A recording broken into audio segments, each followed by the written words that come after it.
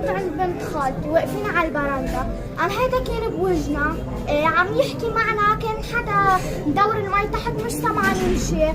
رجعنا اجينا على المحل لهونيك ضل يلحقنا، رحت عند ستي كمان على الدراج حط ايده على تمي، دقت بنت خالتي الباب وصرخت، قام شافوا بابا وهرب.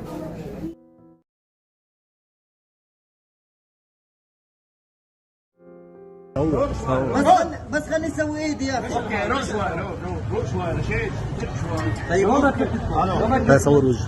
والله ستريك شوي ما ادري شوي. هي مش هيك يا طارق. انت بدك تاخذه؟ نقطة مي.